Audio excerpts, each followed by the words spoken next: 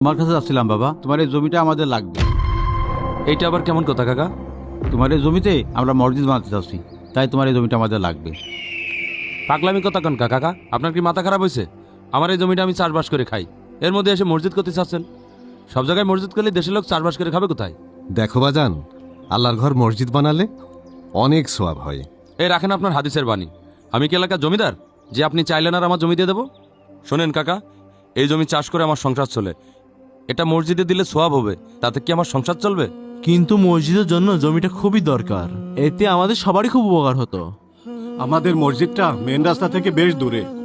বর্ষার সময় এই কাঁচা রাস্তাটা পানিতে ডুবে যায়, মুসল্লিদের নামাজ পড়তে আসতে অনেক কষ্ট হয়।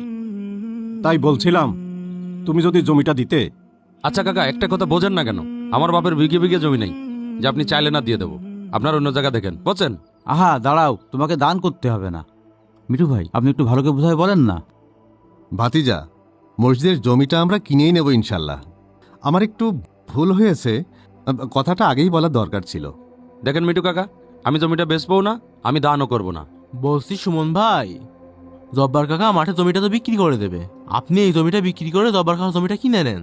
আপনি জানেন তো জব্বার কাকার জমির ফসল কতটা ভালো হয়। সুযোগ একটা পাইছি, দান মারলে খারাপ হয় না। দাও বাবা দাও, তোমার এহকাল এবং পরকাল উভয়কালে শান্তি হবে ইনশাল্লাহ।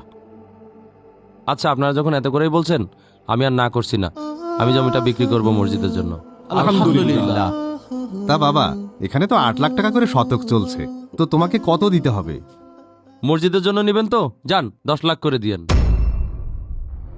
বাবা সুমন, আমরা মসজিদের জন্য জমি কিনবো, তুমি দাম না কমিয়ে দাম বাড়াচ্ছ। আরে কাকা, জমি তো কিনবেন মসজিদ ফান্ডের টাকায়, আপনার তো সমস্যা কি? ফান্ডের টাকা মুসল্লিদের আমানত, এখান থেকে আমরা বেহিসাবি খরচ করতে পারবো না। দেখেন কাকা, তাহলে হিসাব করে যার কাছ থেকে কমে পান তার কাছ থেকে জমি নিন। আমি 10 লাখ টাকার 1 পয়সা কমেও জমি দিব না, এটাই আমার শেষ কথা। আপনারা অন্য কোথাও জমি দেখেন। এবার কি করবেন মিয়া ভাই? তোমার তো কথা বলাই হয় না, তুমি ভালো করে বুঝাই বললে কিছু একটা হতো। কিছুই হতো না। সুমনের বাপও যেমন, সুমনও তেমন।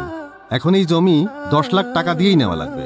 ফান্ডে যে টাকা আছে তাতে তো মসজিদই হয় না, আবার জমি কিনতে গেলে এভাবে মসজিদ করবো কিভাবে?